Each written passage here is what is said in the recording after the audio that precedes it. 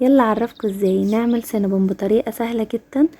مش هياخد معاكي وقت ولا هيدخل الفرن ولا هنعجن ولا اي حاجة. هنعمله النهاردة بطريقة مميزة بعجينة البانكيك. عجينة كده سهلة، انت طبعا عارفين مش بندخلها الفرن.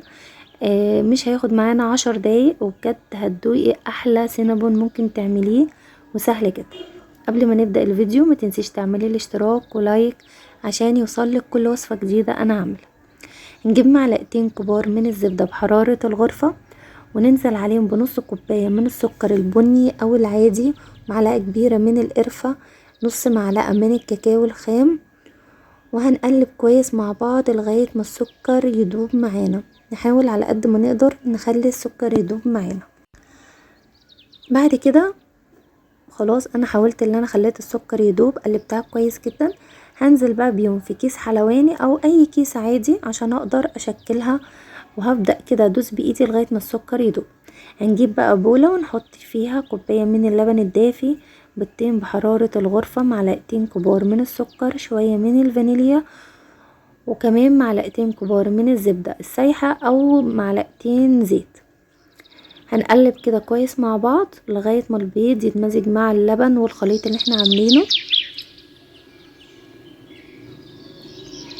بعد كده نحضر كوباية من الدقيق اكون انا نخلاه كويس، وهنقلب كويس مع بعض. انا نسيت هنا احط البيكنج باودر، بس عادي انا هحط معلقة كبيرة بس مش مليانة من البيكنج باودر، وعليهم شوية من الملح، رشة كده من الملح، وهقلب كويس. بس يفضل طبعا ان احنا نحط البيكنج باودر ورشة الملح مع الدقيق ونقلبهم كويس وننزل بيهم على الخليط السائل. هنقلب لغاية دلوقتي احنا عاملين عجينة البانكيك. هنجيب طاسة على النار وهنحط فيها كده الخليط اللي احنا عملناه، وهننزل بالخليط الاولاني بتاع القرفة والسكر والزبدة، وهنشكل زي ما انتوا شايفين بالطريقة دي.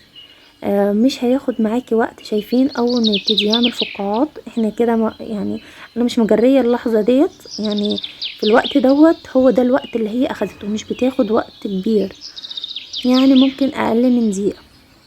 هنعمل بقى صوص السينابون.